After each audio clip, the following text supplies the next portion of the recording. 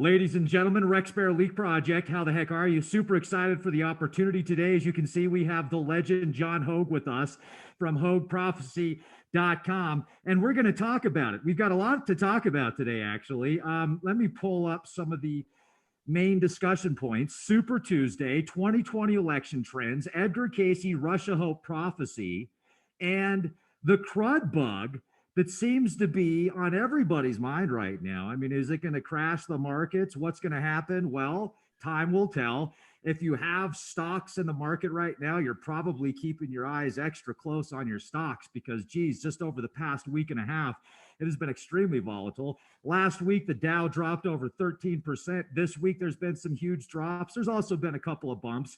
But with that said, there's still a lot on the horizon. If you're interested in taking your stocks, let's say you got a 401 or an IRA, you can convert it into gold and silver and precious metals. It's easier than ever. Give Noble Gold Investments a call today. Click the links to the video description box. Why you need gold and silver when disaster strikes. You can even turn your stocks into cryptos. The Bitcoin and other opportunities, they've been doing very good. What's amazing though, folks, is you can always go back. So you don't have to leave them forever. When the stocks start doing good again, you can move your gold back into stocks. You can hold it in your hands. You can cuddle with it. You can talk to it. You literally can talk to it. People say, well, you can't eat gold. Well, that's debatable. I see people eat gold on TV all the time. So gold flakes, gold spaghetti, and yeah. So really excited for the opportunity. John, thank you for being a guest tonight. I just want to make sure that, we're all safe here. So that's why I'm wearing my protective suit. And it feels good in here. I feel nice and safe. I am getting a little bit dizzy because it's kind of hard to 8,000 feet elevation. And how are you out there in Washington State? Well, this is the crud bug state, and we are actually where the epicenter of that is just across the way from my island. But since I have studied the wise old plague doctor Nostradamus, I'm feeling pretty good. But I wish I had one of Nostradamus's leather masks from the 16th century or medieval times. The big bird beak with all the garlic stuffed into it. I've have pictures on my website of this hat and stuff, and it looks like a huge ibex is coming into your house. They used to say that people would drop dead from fear of seeing the doctor before he could aid them, So, well, man, yeah, that's spooky. Definitely, yeah, I want an extra one of those too, just to keep the bad people away. I'll be like, look what I can do. Well, here's the thing. It's interesting about it. I mean, I write a lot about the details of Nostradamus's life as a plague doctor. It's the most comprehensive detailing of it in my book, Nostradamus, A Life and Myth, which is his life story. It's actually the first full-bodied biography ever written about him. And it's available on Amazon, so just go there and look for Life and Myth or Nostradamus or me, or go to my website or my author's page, and you can see all my books there. But the thing is that I was surprised to see how people in the 16th century in medicine were often on the right track, but just didn't quite know exactly what it was that they were eradicating by doing certain things that, for instance, since the times of the Bible, people, and it's in the Bible, I think it's in Isaiah, where people were talking about whenever a pestilence came, a crud bug, it was preceded by lots of rats. And so people started to think that these were evil demonic creatures that because they always came during the same time of a crud bug, it was time to if they killed them off, things got better. And so they thought there was an association that they were the cause of the evil. But as we know scientifically, they were the vectors, the carriers of the fleas that took that kind of medieval biblical crud bug, which starts with a B and rhymes with boo-hoo. And so so that's one way. The other thing they understood, even as far back as Greece, because of Galen's, well, he was Roman, but Hippocrates, Nostradamus was really big into them. And I used to think the usual myth was that Nostradamus was ahead of his time, could see things before in medicine. But actually, I discovered over a long time of studying him that he was a purist in the old traditional classical Roman and Greek techniques that, were pretty smart things that you can do even now with the current crud bug. That is, have good fresh air, or stay away from pollution, have clean water, wash, which people didn't do a lot even in the Renaissance time when they were more affluent. King Henry IV of France, which Nostradamus often wrote about and knew when he was a child. He was considered quite a clean freak because he washed once a year and just kept splashing more cologne. and so you heard about the Mongolian tradition, right? Well, it's probably similar to their cousins, the Tibetans, I imagine. Okay, so this is what Kristen told me. So if I'm wrong, we can say it was her fault. But according to legend, no, I'm just kidding. According to legend, the Mongolians looked at water as sacred, so they wouldn't use it to bathe. They wouldn't use it to go, like we use it to go to the bathrooms, the toilet right there. Hey, it's full of water. Nope, they won't do that either because it's sacred to them. So imagine how they smell. I'm sorry I even brought that up. That was just well, it is similar to, I think, because the Tibetans and the Mongolians are actually the same cousins in genetically, ethnically, and they both come from very cold places. Although the sun is hotter in the summertime down in the Mongolian areas, but in Tibet, people don't wash because it's so cold. And I came to understand that when I lived in India, and really when it's so cold up in the high mountains, it's really kind of dangerous to do that.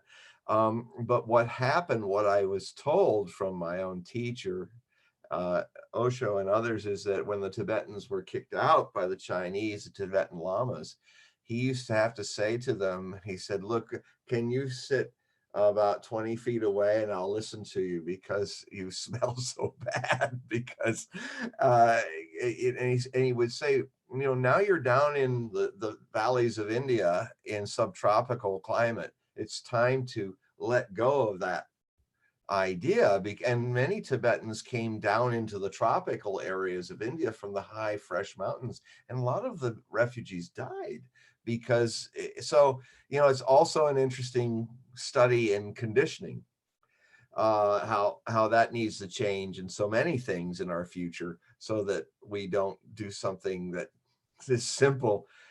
And so anyway, back to the point of this is that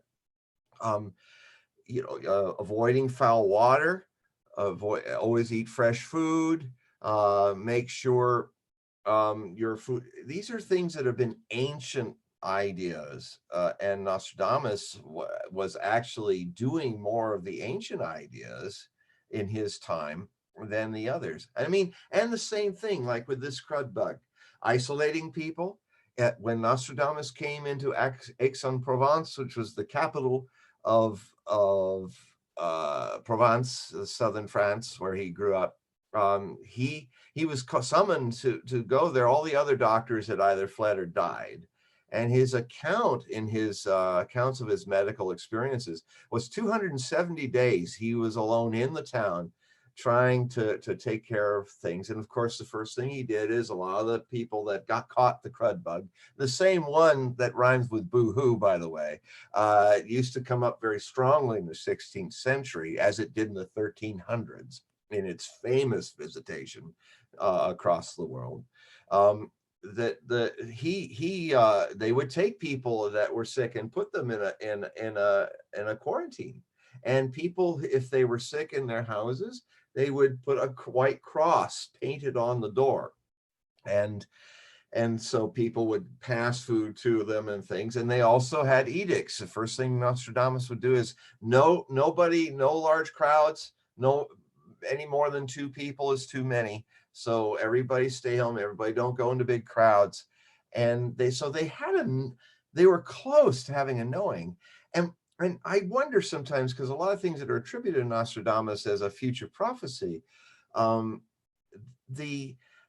found in the study of this book, and since he was a classicist, he might have even known of this, that a century before Christ, there was a Roman doctor who was already writing treatises on the theory that there's probably some infinitesimally small particle or animal or something that actually makes people sick, a germ. He didn't call it that, but he was even then onto that. And if I go even farther back into the Vedas, some of the ancient most scriptures of the Hindus, and very old, some Hindu scholars believe that their culture goes back 70,000 years. They're talking about atomic particles. They don't call it that, but they are talking about it, which makes me freely associate to something I just wrote recently at HogueProphecy.com about this interesting thing related just recently, that we have this thing called the Bureau of Atomic Scientists, and they are usually nuclear scientists. And since 1947, I believe, is when they started this, 48, they have the famous doomsday clock. And this clock is the minutes hour used to be, when they originally set it up, was 17 minutes from midnight, as a way to just bring attention through this device of when they figured that things were happening in the world that everybody needed to know about, that concern science for our future. So when the war that was frigid, let's us say, happened, the burr, la guerre de froide, if you understand French, that's, I may have to speak French to get through all this. Isn't it amazing? Thank goodness you're Nostradamus's doppelganger, because if you weren't, you wouldn't be able to communicate in code as smoothly as you do. Now, folks, this is kind of like, where's Waldo? Once you find him, you're like, I get it. There he is. And I just got to say real quick, Greg said, Rex, you look like an idiot. I think you're amazing. Well, thank you, Greg. Actually, Kristen picked out this uniform for me. So please continue, John. Yes. You remind me of Woody Allen waiting to fly out of the, take a jump out of the you-know-what, and everything you wanted to know about, but were afraid to ask. Wonderful movie. Brilliant movie. And of course, it just before he jumped, he said, "Oh, I hope it's not another false alarm." The legend continues. So yes, so this le guerre d'hiver, if you will, the burr, you know, the place where things went boom, and everybody liked spicy mushrooms over their cities, if you will. I get it. Is a situation where, especially when the mushrooms got really big, you know, like they were hydrogenated, if you will excuse my code, and they and when that happened in 1953, when both culinary folks had them, that means that the minute clock went to its closest, which I think was 10 minutes to, or probably closer than that, but anyway, 5 minutes maybe, and it never got closer to that until just recently. And that was one of my articles talking about this situation. They put it to 100 seconds, a minute and 40 seconds to midnight. It's never been that close. and the reasons why were that the danger of this this Chile conflict, let's call it, this new one that we're in since 2014, had got them, along with issues of what's going on with the weather all over the world, and other things that the way in which certain agreements were being abandoned about the last potential mushroom harvest between 1948 and 1989. If you Between Russia. Yeah, Russia and America. That these things were that, as I've been saying on this show, prophecy actually indicates that this new cold conflict, it could go hot very suddenly, unlike the last one, which had a few close calls. But the cooks, if you will, were a lot more careful about what they were cooking and when they were spilling it. So, it's so the situation is because of what happened actually just at the end of 2019, just in the last few days, certain things escalated in the certain desert regions where there's lots of petrol, that almost led to a direct conflict between Persians and Americans, to use the old term for Persians, which is what Nostradamus uses all the time when he's talking about this. And this was the fourth time, 3 times in 2019, where this almost came to blows. With what I've said on the show before in my writings for 13, 14 years of anticipating this, could trigger a sudden rapid escalation that brings Russia and the Americans into a mushroom party.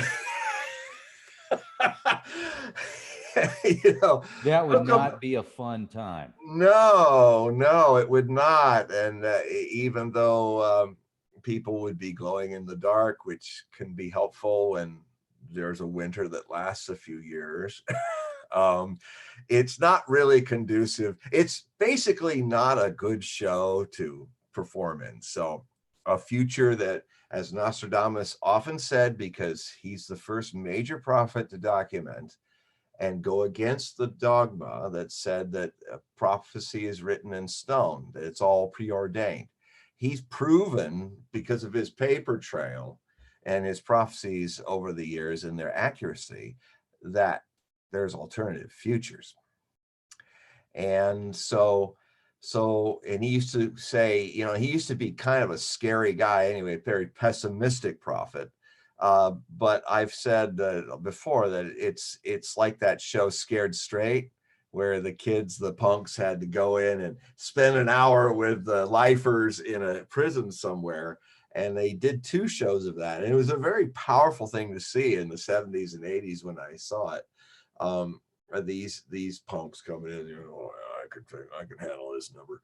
And then these guys within a few minutes have got them all shaking in their shoes, and they're becoming once again little kids, teenagers and little kids. And it was really compassionate of these guys, just laying it down. So I often feel Nostradamus is like those convicts.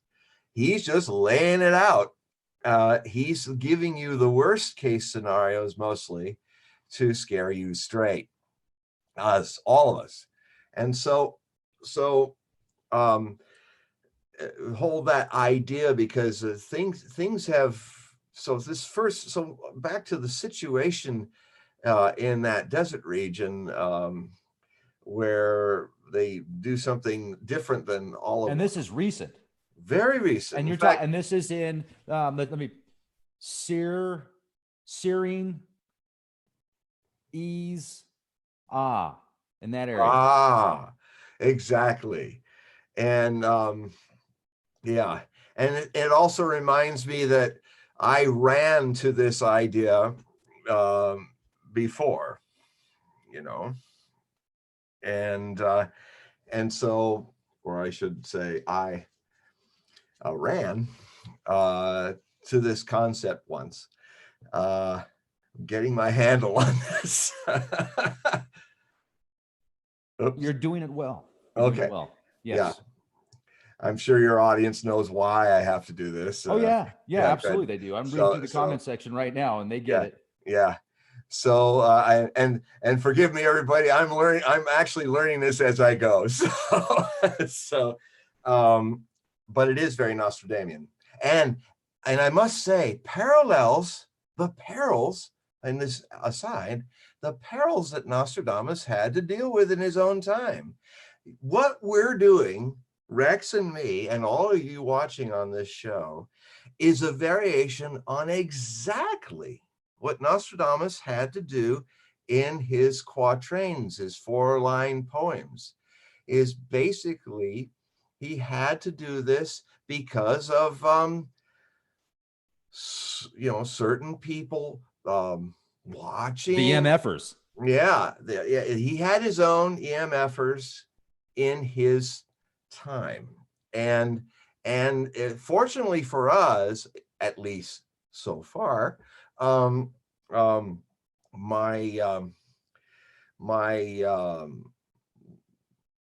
trying to find the right word to say this. It didn't just lead to a power outage, if you can get my grit, a power outage, somebody tripping over a plug or something, but it led to the justices of the church committing you to torture and inquisition. And so this situation, things repeat. Mark Twain is right. The future does not repeat itself, but it does rhyme. And this is the rhyme we're in today. Within 400 and 500 years of the cycles of communication that always jump. For instance, in 1000 AD, when the knights went and fought the Crusades, they came back to Europe with all this new knowledge of a world outside of Europe, which was in the Dark Ages, medieval times, and they brought back all the science and discoveries and things. And it was the beginning of the evolution of Europe to the Renaissance period, which was 500 years later, roughly. And that's when the printing press was created. And that's when suddenly vernacular languages allowed people to actually not just hear scripture in the original Latin from a certain specific group of people that didn't want you actually to read it yourself. And most people who heard the Latin didn't understand it, just like a lot of people in India heard the Brahmins talking Sanskrit, and they didn't understand. It was very beautiful, hocus pocus, magic sounding stuff. But what happened is that in that time of the printing press, there was pressures to translate what the ecclesiastical classes did, and people actually could read them in their own languages. And that created a revolution. Not only, and by the way, before I forget, it's a very important point. Do you know that in January, where this first incident was happening, and a lot of things that were really sparking, I mean, we've already lived a year's worth of stuff in the first 2 months of 2020. And the reason why is that something that hasn't happened since a certain guy named Luther banged a hammer against the Wartburg church and put up all these points questioning dogma of the ecclesiastical people at that time, that led to the Reformation. the Protestants, protesters. It was a time, and it was when it's a time that it's very rare when Saturn is in conjunction with Pluto. Last time it happened was all those centuries ago in 1518, just a few months after in Halloween, when this certain monk hammered these things and created a whole new way of looking at ecclesiastical issues, theological issues, which changed everything in Europe and also broadened the Renaissance into those areas. And Nostradamus was a high schooler when all that happened in Avignon, learning, and he got in trouble for arguing about Copernicus's theories. Now, a lot of the treatise wasn't actually finished yet, but a lot of detractors of Nostradamus would say, how can he know about that? Well, again, a lot of detractors just don't do their gumshoe historical research. They don't go deeply into this and realize that a lot of theories of science in those days, that Copernicus was probably the teachers that would wander to different centers of learning. They probably heard it from somebody who said, I sat with Copernicus and he was telling me about these concepts. And then that teacher talked about it in the school in Avignon, and Nostradamus picked it up there, even though he wasn't going to write the actual published treatise until decades later. So it was highly likely, since that Nostradamus knew about the people were talking about it before it was published. In fact, the talking was probably helping Copernicus write it. I mean, I do it myself, just sometimes even doing these shows, to do it like a dialogue, to pour out this stuff. I get all kinds of ideas popping into my head of how to convey certain theories. So we are living in January into February. We are living at the impacts of something that has not happened in judicial astrology since those momentous times in 1518, when after Halloween in 1517, just 2 months later, in December into January of 1518, this conjunction of Pluto and Saturn happened. Saturn is reality in astrology. It's not the Grim Reaper. It's only grim to people who hold on to their illusions. But Saturn actually is the guy who tells it to you straight, the truth seeker. And if people react to seeing the truth as confronting their illusions as limiting, that's where a lot of astrologers make the mistake of saying Saturn is the person who's showing your limits, who's resisting your forward progress and all of that. And it's completely a wrong interpretation in my view. So it's hitting Pluto. Pluto is generational. Pluto is about regeneration and degeneration of generations because it's roughly 20 years or so that Pluto's in one sign. And so this is happening again, and it's launched this decade, which I'm actually describing in my, I have a book I'm writing about it. I'm going to write a book about the entire decade. And it's definitely a decade of transformation and destruction, and phoenix to the ashes and being born again. So every structure in that time, it was only religion that was being questioned, that was being hit hard by that. Although it was also a protest against dogma. That's why science grew more and more during that period. Because it was a rebellion against, this is how we theologically make up the world. And of course, it led a century later to Galileo actually using a telescope to see that the whole cosmology of theology was completely wrong. And so this rebellion this is Saturn saying, pull your head where the sun shines, folks. Saturn saying this stuff is all imagined, and science is very much in the service of Saturn. So the revolutions of Da Vinci and all of that in the early 1500s, in the final decades of his life, where he lived in France under Francois I, These are all part of the period that Nostradamus lived in, and it's not surprising to me that he echoes in the future. He reads the things that are happening that are going to be our version of this new discovery, shocking upsetting of old order, in medicine, in politics, in religion, in economics.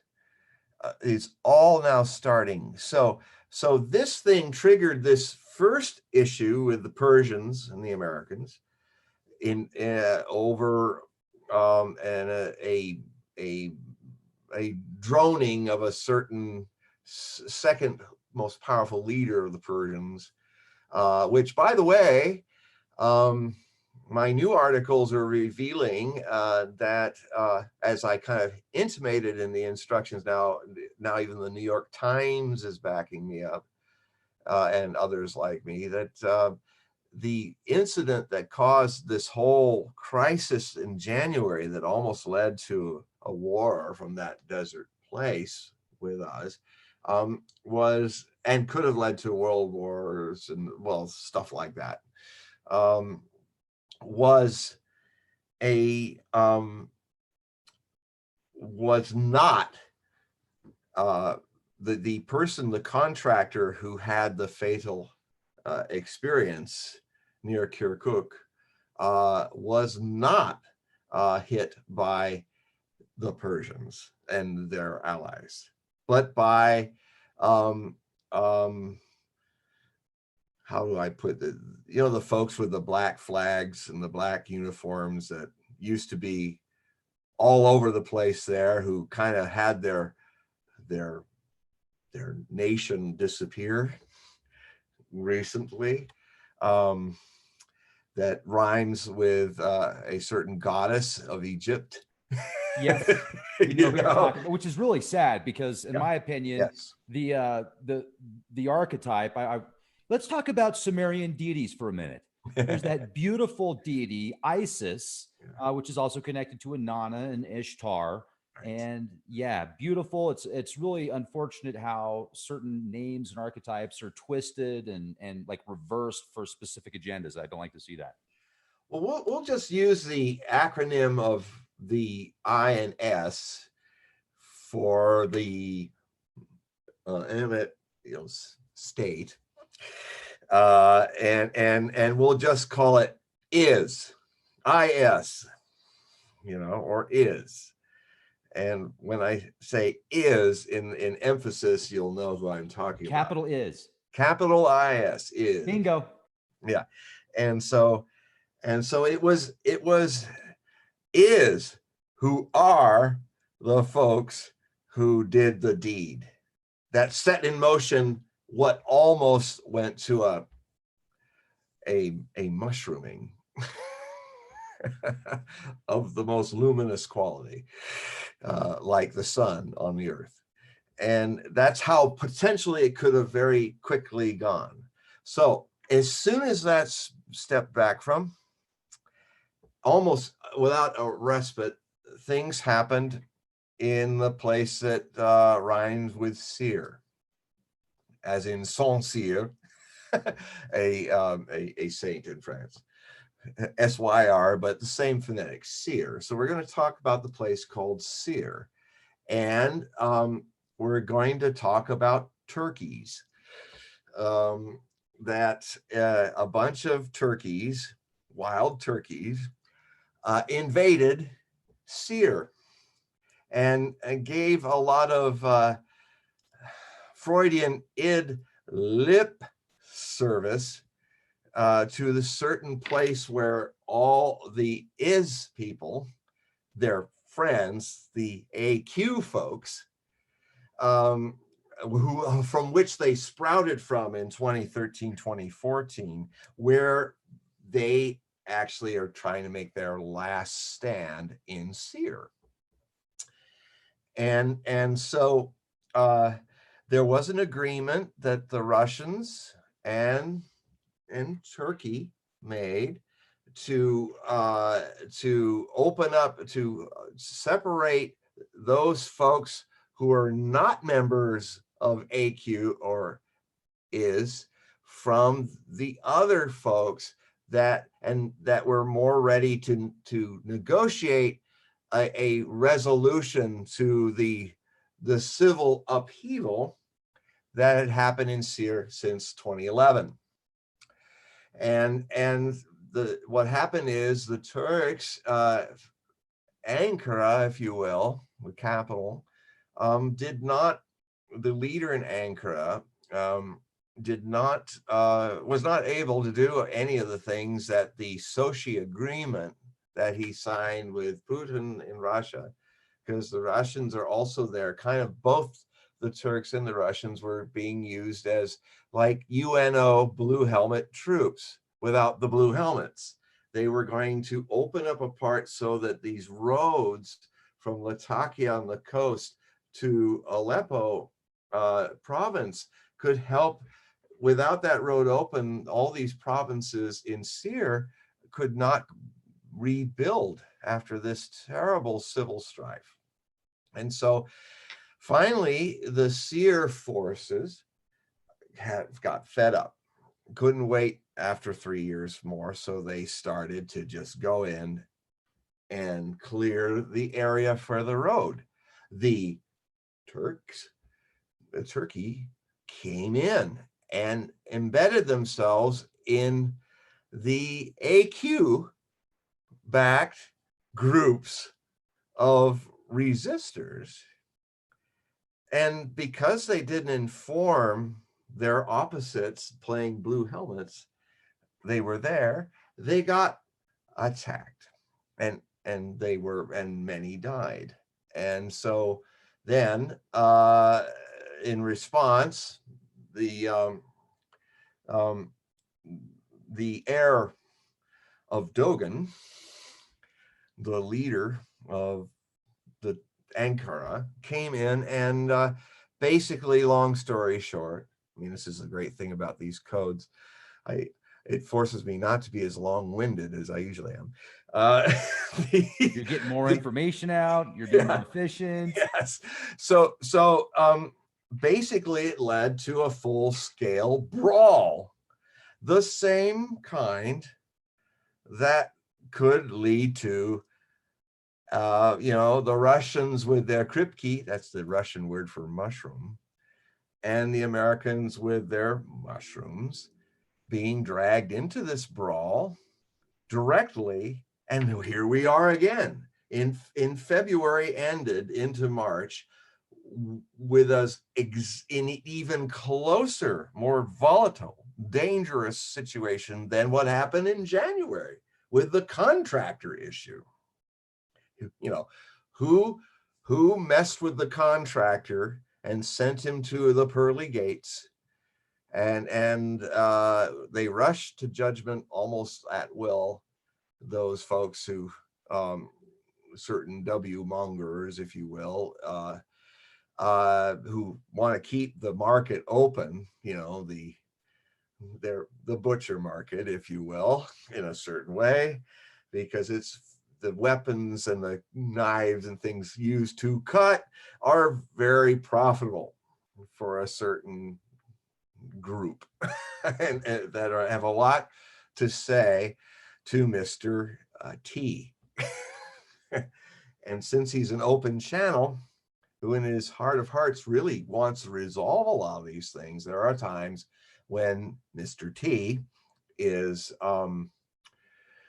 convinced already, as they say in Queens, where he comes from, to join in the mess. But it fortunately didn't happen. But this is the same thing.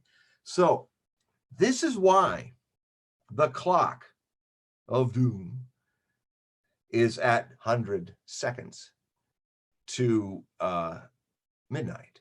That, and the other reason the Bureau of Atomic Scientists said, is that the way that both sides, those who argue in favor of the climate just going through a natural cycle, and those who argue a lot of science that says otherwise, and have even made accords. But beyond basic hugging of trees, so to speak, no really serious stuff is being done to curtail the bad breath of carbon that is, in some people believe, making things generally slowly hotter all over Earth than they were before we started using coal and petrol and making big factories with forests of smoking smokestacks. So the scientists drew that other, if it's true, potential extinction level event with this other stuff, with the mushroom problem. And that's why they did this. Now, at last, and it's so rare in my field to have, I have an article I'm putting together for my next wave of articles, which will be out in a few days, which looks at Super Tuesday and all of that. But the most significant thing that happened Tuesday, a thing that impacts us all potentially positively, is that apparently the president of Russia, Putin, has been lobbying hard to get the because of what's going on. He listened to the scientists. He's listened to the doomsday clock thing, and he is actually convinced the leaders of the 5 permanent members of the Security Council of the United Nations to, when the plan is that when they all convene in late September, as they do once a year, and this will be the 75th anniversary of them doing it, they're going to have a summit where they're going to talk seriously about mushroom deterrence, and possibly, if it's successful, start and this is Saturn again, moving to reality. Let's wake up from this mushroom nightmare at last and resume what people had that ended the last cold mushroom conflict that ended in 1989. Treaties of disarming the mushrooms. And so this current cold crisis 2.0 has its first chance to incline prophecy and the future to something more positive. And for theoretically argument's sake, if this could lead this issue of the 2 issues that are kind of making the future untenable, if this can be solved first, then if there really is a problem with the other issue of burping carbon, and somebody cutting the cheese a little too much with the methane, must be a muskox or some mammoth that did it anyway. We will at least not have, or we'll be on a road to securing and cooling down that other problem that almost got us trouble in a vacation in Cuba in 1962, and and then there was folks in 1973 that were celebrating the beautiful Jewish holiday of Yom Kippur, and it ended up that was the other time we almost had a mushroom problem suddenly erupting within 30 minutes of launching the mushroom seeds. And a third time that's not even well known at all, and that was in 1983, after September into October. I delineate these things in detail in my books, free of code, unless it's a Nostradamus prophecy that I have to untangle. Well, let's stop on that real quick, just so people know, because first of all, a lot of the videos that we do, John, I've noticed people will go back and they'll watch it 2 or 3 times, sometimes even more, because there's information they missed the first time. And the majority of people are picking up what you're saying in the chat. And there's a couple people that aren't, so I'm letting them know what you're discussing. But really, if you go back and listen to it a second time, you'll definitely pick up on it, folks. And if you want to get information, because the way the world is, the way that it is, because the MFers love us so much, there's certain platforms that you can present different information on. And John has stuff on his website, HogueProphecy.com, with less code. But I like the code. So I say, let's add some code to the matrix and offer opportunities as well. And here we go. So this brings into light a prophecy by two prophets, the most famous prophet of America, Edgar Cayce, who died in 1945, and 4 centuries or more before him, Nostradamus, who both share interesting parallel visions that have a similar theme. And the theme is about a time in a verse that's numbered 89 in Nostradamus's verses of prophecy, which is quatrain 89 of volume 2. And sometimes these end up becoming dates. Not all the time, but sometimes, because Nostradamus is random. He's a chaos that has random patterns of order. And I contend that my accuracy with dealing with him comes from not falling into the trap of thinking that he's being chaotic as a method to hide order. No, there is no order in Nostradamus. He's a chaos. He's a stream of consciousness down the river rafters of words and cataracts. And then if you get to know how it has a certain rhythm, you can start seeing when patterns arise, just like when your luck gets good in blackjack. But you've got to be like my father was, who was an amazing blackjack player. He said, son, Bud Hogue is his name. He said, son, you gotta, the secret is that when your luck has ended, don't wait for it to come back. Get up from that table in Las Vegas and start all over again on a new table. And so I learned to do that with Nostradamus. When the luck was good and I was starting to see things, when it started to run out, I got up and went to another part of it. And so the thing is that Nostradamus talked about a time, and 89 actually comes up as 1989. Because the second volume could be February of 1989. So I thought, okay, let's just try this card out and see if it comes up queens or kings, with this being actually a date. And what's intriguing about the year 1989 is that is the official end of the last cold conflict, if you will. That's when the USSR and the US leaders agreed to officially declare in December that this cold conflict was over, that they've been doing for 45 years or so, after the last hot conflict that the whole world was involved in. And so that was the month, February, when those troops of Russia left Afghanistan and ended their conflict there. And within a short period after that, that all collapsed, and you had now a new country called the Russian Federation. And this brings in, Edgar Cayce made a prophecy in 1944 where he was talking about the Russia then, which was Bolshevistic.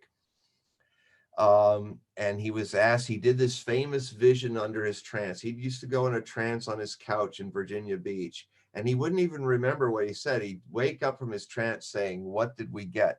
And his wife and secretary would record everything and document and date it and file it away. There's over 14,000 readings like this from Edgar Cayce over several decades.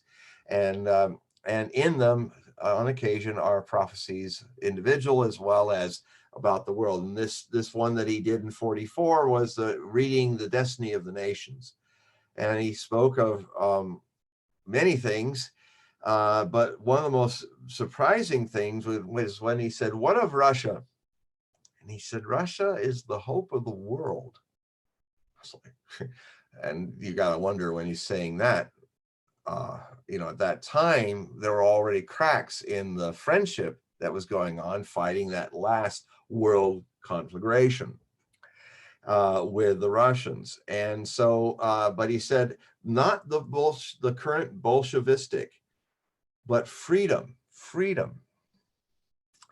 And I'll kind of edit Cayce because he tended to speak very biblically when he was under trance, and these and thous, and very King James. But long story short, he's describing a new Russia that is freer than the one that the guy named after Steel in Russian, who was the leader, the very terrifying leader of that one, was currently commanding. And so it's clear that as a detective of prophecy, the clear point is he's not talking about the Russia that had the word starting with calm as its form of ideology and politics, that was red. It was a different Russia that was beyond that and becoming freer, which indeed is true. If you can get beyond the VMF of media, and actually in my work, that's what Hogue Prophecy does. I actually show you the other side, what really I contend is going on out there, outside of the isolationist bubble of mom and apple piedom, of the nation of mom and apple pie, if you take my drift, and of Amerigo Vespucci. Amerigo is where you get the word. He was a map maker. He put his own name on the northern and southern continents of the New World. And Amerigo is where we get what we call this place. So I will call it Amerigo, or what Nostradamus called it, Amerish. This is an interesting situation. In all my career, 40 years of Nostradamian lore, I'm actually having to use, as he used 460 years ago, the codes for so that we can do the same thing he was doing, Amerish. So we're talking about, yes. Let me jump in on that. Do you know what that means, don't you? What? It means that time is cyclical. Hold on, I got to keep everybody safe here.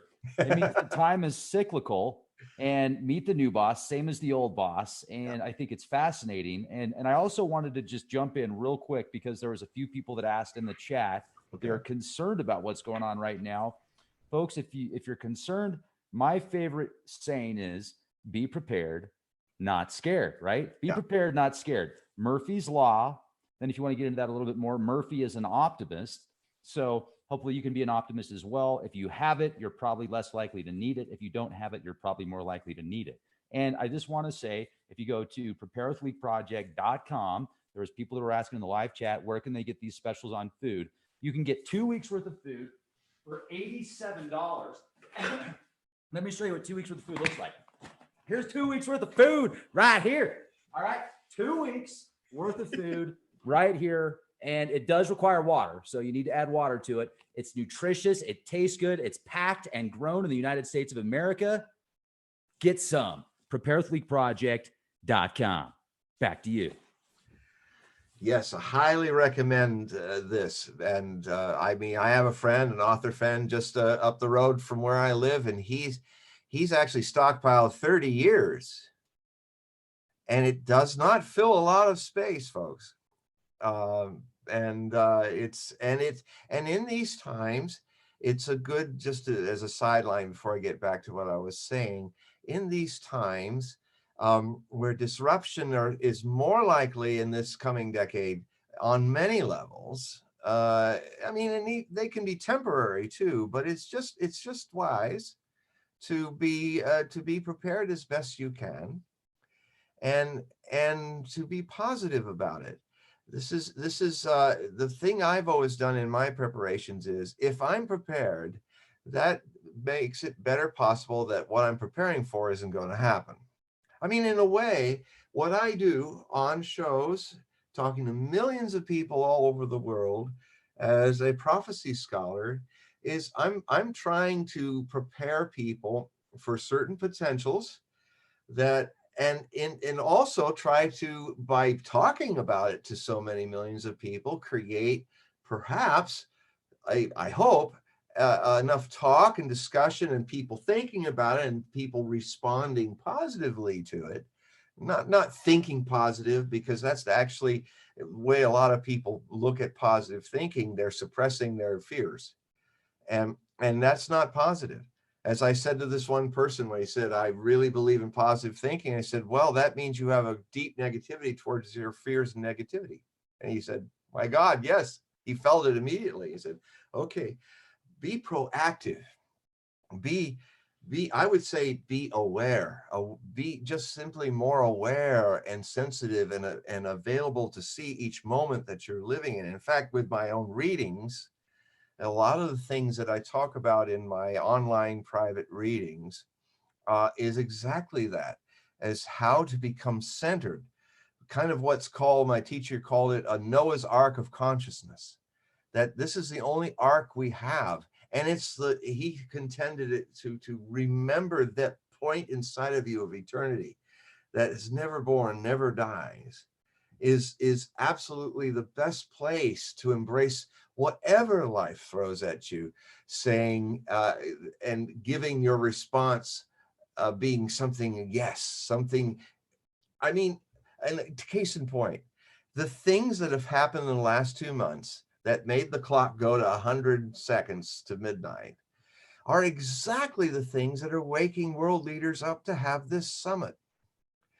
So when a certain Mr. T, who runs one of the countries, started to dismantle certain agreements because he wanted the people from the big country that were having trade issues with, has a certain kind of weapon that the other treaty only took care of for some of the people that were in the cold conflict of the last one.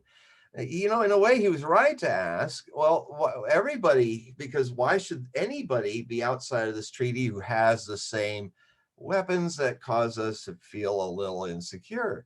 And what is so beautiful about what's happened is that Putin has even managed to get Xi, of the country that starts with a C, to come in on this, to actually begin a dialogue on how all of those intermediate mushrooming problems can all come under potentially the same agreement of the big five, all of them being mushroom powers, if you know what I mean, big ones. You've got UK, U with a K, you've got France, you've got us, Amerish, you've got C, where there's so many, sea of red, and I'm missing somebody. Anyway, the five are there, and they're going to come together. So here's the good in the scary times. It's only when times make people kind of alert to an emergency that they get creative. And but don't suppress your fear. Find ways in your own privacy to confront it and transcend it. And in my online readings, I do a lot of things with the tools of awareness that help awaken this Noah's consciousness, Noah's Ark of consciousness. You become an ark of the covenant consciousness, awareness, bliss, love, that can be undisturbed from the cyclones and storms of the coming times. And from that centering, you can be more creative. you can be, you're able, you have an able ability to response, to be response able, to be a sovereign individual. And, you know, as we were discussing before, I think last month, the Aquarian age is about the decentralization of power in all levels of society to become the sovereignty of the individual. And with that sovereignty and freedom comes responsibility. And the things that I talk to with each person in these readings is often about how that person can find their unique way to be able to be response able and centered and able to respond with a deep yes to life, whatever it throws at it, to understand that polarity at its extreme creates complementary. Because at the extreme, people go, can't go there anymore. We have to find agreement. In the last few years of this current cold conflict 2.0, we've been reaching critical mass, the most dangerous we've ever been in. In fact, more dangerous than the cold conflict 1.0.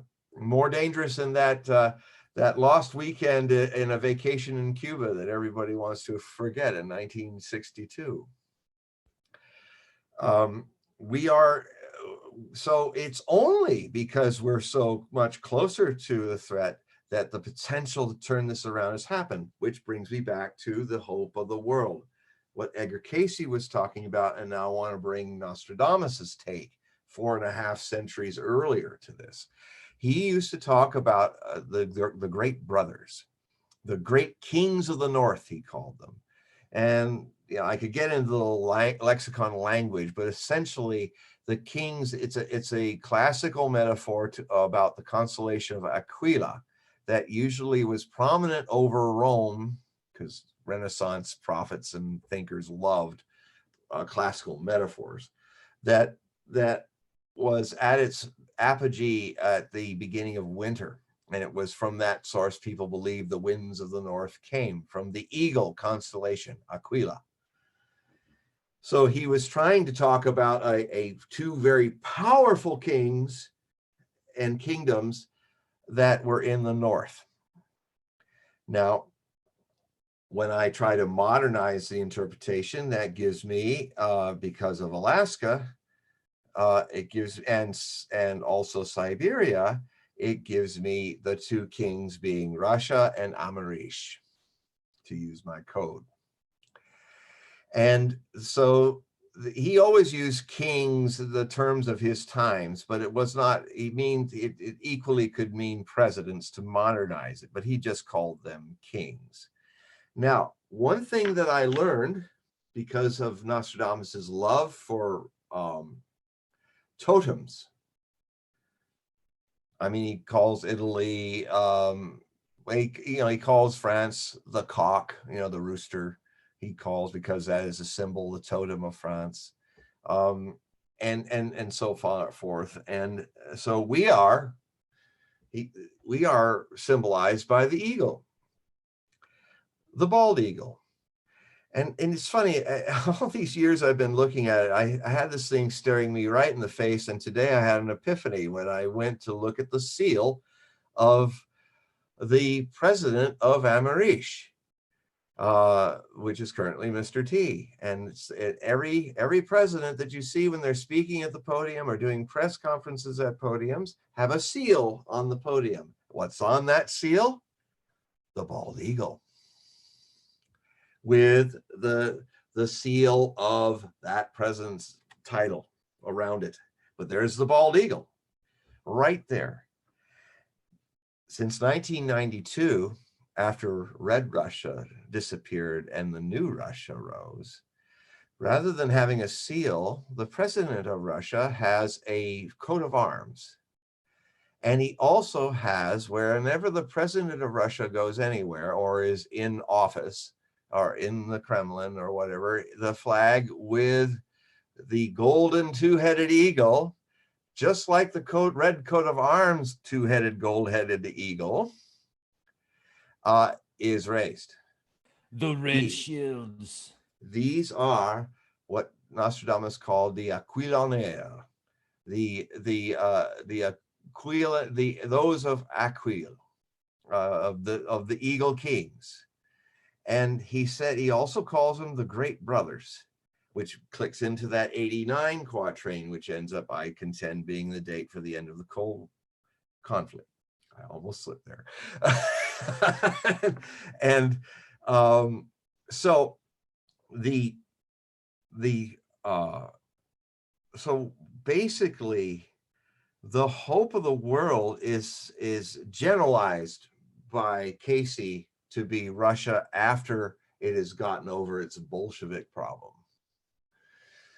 He means the Russia and it becomes stronger. And Nostradamus gives more details to it, saying that both of them would first, there'd be at the end of that last problem, the cold conflict, one power would be the most powerful one of them all, the one who won it. But he intimates in the prophecies that the one that was defeated would also become powerful again. And adding then to Cayce's statement that one that's no longer got the red banner and the C word, that often is equivalent to a lot of people these days as the S word, that a certain Bernie Bird is often discussing. Social event. Yeah, a social event. A social democrat, actually. That's really what he should call it. It's a mistake he's making because on to this. You just gave their campaign a brilliant slogan right there, man. They're going to take that. So you better patent it quick, or trademark it, I should say. Yeah, we'll be getting there. We'll be getting there in part 2. That's coming up, folks. We're part 2 is coming up. Yes. Yeah. So finishing part 1, the thing is that Nostradamus personalizes this to actually leaders. And it's coming together, especially with this momentous decision on last Tuesday, Super Tuesday. The biggest bit of history, much bigger than what went on that, which we'll be talking about later, is that we're looking at the possibility of these two becoming friends. Now, I've said in my books, looking at the astrology of Putin and Mr. T, that their destiny, their astrology is built to agreement. The fact that it's been so stymied by those mongerers, if you will, and not of fish, but of profitable butchering around the world, they don't want this cold conflict market to go bust. So and because of the certain Russian phobia that is being fomented by a lot of special interests that help keep the profit in that situation by putting ads on certain news shows, that no one who's watching that news show is going to buy the kind of planes or the kind of other stuff that deals with conflict. So, the only reason why they're doing that is to make a show of how much money they're putting into advertisement as editors of those certain groups, that have all the famous acronyms that often rhyme with, do you see the BS? Or, and the times of BC. You got to let me jump in real quick. Okay. So part 2 is going to have less codes, folks. Yeah. Part 2 is going to have less codes, and it's all just a LARP session, live action role playing. Okay. This is all just in your imagination. None of this is real, John. Now, so before we get to part 2, how much more information would you like to share? I just want to make sure that we've got, because what I'd like to do I want to just say this up front. What I'd like to do is for part 2, we'll take a quick break, maybe 10-15-minute break, and then we'll just go live again, and then we'll have a different title because we're going to be discussing different subjects. I'm coming to the completion of this this actually very positive development. Odin, yes, Odin.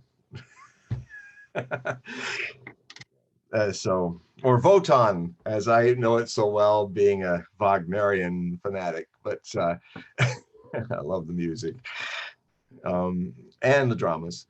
But anyway,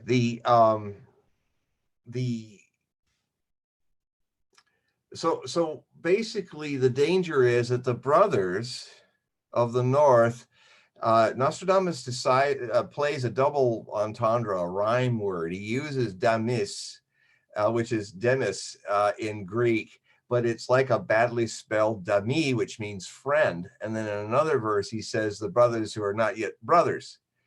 And that what I'm going to do is kind of intersect Cayce and Nostradamus and weave the two together. And Edgar Cayce's prophecy talking about that, he also rails in his reading against the people of Amarish, saying that they are there to help Russia be the hope of the world and to help them be free, but not be hypocrites, crying freedom and not behaving like people who respect freedom, but actually destroy it for the reason why we're having to speak gibberish here is exactly the thing. And I would just simply say that there are a lot of prophecies that show that what happened to Red Russia could happen to Amarish, whereas the new Russia gets freer, Amarish gets less free.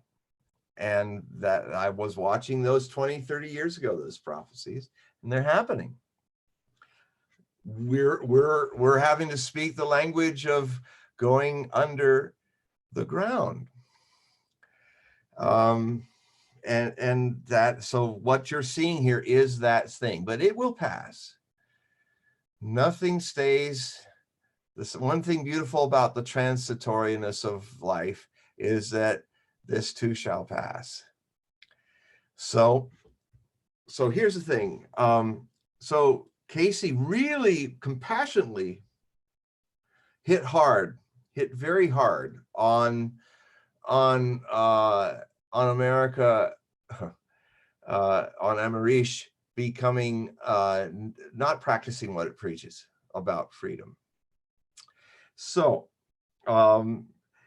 if that can be changed, and if we can move into more negotiated peace, and if President T, who is very likely to be a two-term president because of what happened on Tuesday, and we'll get into that more in part 2,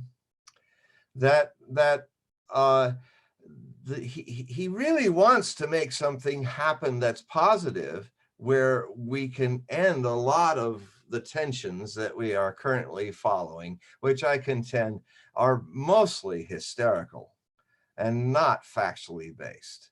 It's mostly about people who cannot, a certain group of people and a certain person who ran against T, who cannot confront like an adult that they botched their own race. Rather, though, they would blame it on somebody else, just like a certain other country used to do it in the 1930s that starts with a G, that blamed everything on the Jays, if you get my hint. So this J baiting is now become R baiting, and it's just as anti-S word. It is just as bad as the N word. It's got a racist quality about it, and fortunately, the Russians are aware of that, and they are dealing with this like adults.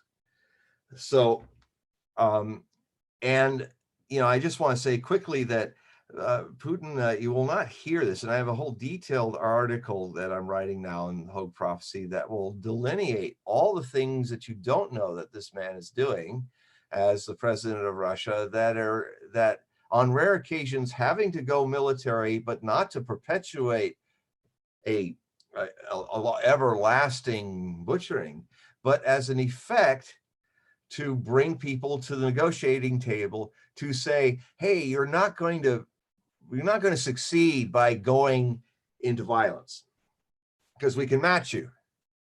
And they're going nowhere with that. And then it's like he's a judo master, basically. Putin is an 8th level black belt in judo. And if you understand judo, you understand what he's doing and what he will do.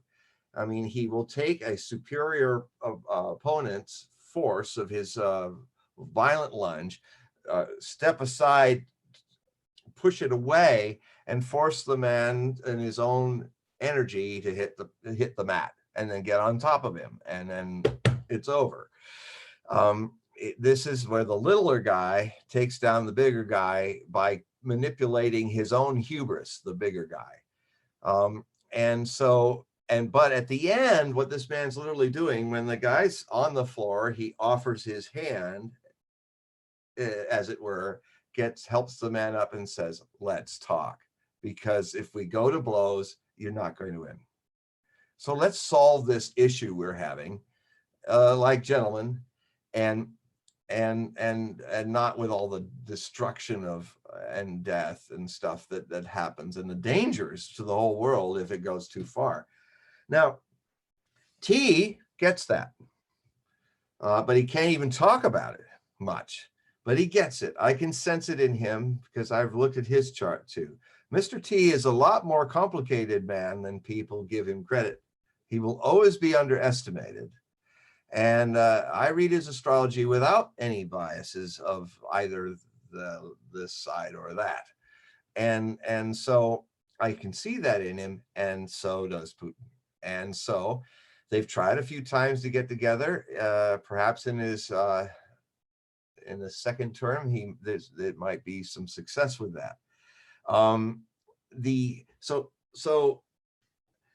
in all of these conflicts that have happened since 2011 and 2014 with the new cold conflict, Putin has always tried to avoid doing things with violence through the butchering the butchering industrial complex, unless he has to. And in that, he helped defeat IAS when for 2 years Amerish was not actually doing anything, but he defeated them and helped turn the tide there, and then negotiations at Sochi and other places. This man has done a lot more negotiations and summits, Minsk 1 and 2 for the Ukrainian situations and others. And now ultimately he's about to go in September to launch this talk between the 5 greatest nuclear powers. And this could be where the chance of the brothers helping each other towards peace is possible. And with that, I end my part 1 Nostradamian rant. I appreciate that. I was just putting something in the chat because there was a couple of comments in there that I didn't like to see. Come on, guys, enough of that. So that's not going to be tolerated. And, everybody has a different belief system. And this isn't towards you, John. You brought something up just a moment ago, and it seems like for some reason, it's like a trigger word. I don't understand it. Yeah, very, very interesting. So we're going to go for part 2 here shortly, folks. Check out our Patreon page as well. I've got a link in the video description box. John, you're a wealth of information. I appreciate you being a guest on this show. And, you do so much, man. I mean, you've got your website where you update on a weekly basis, sometimes a daily basis with your blogs. Then you've got your newsletter. You also talk to a lot of people one-on-one. I wanted you to bring that up as well before we take this break. So if somebody wanted to get like a reading with you, what does that consist of? And like, how would that benefit the person that's actually doing it? Even though they get to talk to you, I mean, you're an amazing person. That's awesome. I'll pay to talk to you. It's nice that I don't have to pay to talk to you because you're on the project. But but anyway, dude, you're an awesome person. So how does that work? Well, when you go to hogueprophecy.com, that's HOGUEPROPHECY.com, all one word. You'll see the default page of whatever articles are happening, and you'll see in red online readings with John Hogue. And then there's a Hogue bulletin at hogueprophecy.com is directly underneath that. What you do is, all you need to do, if you're interested, is click on that email. I'll see it and put a Hogue reading in the subject line. That's all you need to write. And when I see it, I'll contact you and basically give you the full instruction. But what I'll tell you now is that it's just under an hour, the reading.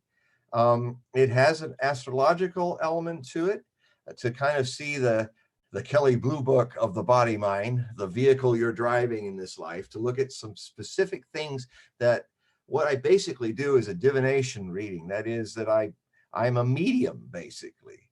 I mean, I do this in my prophetic work for the world.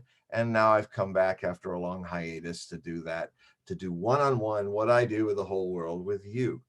And I do it with the same, I would even say it's even more beautiful, an energy that possesses this moment, and we share it together.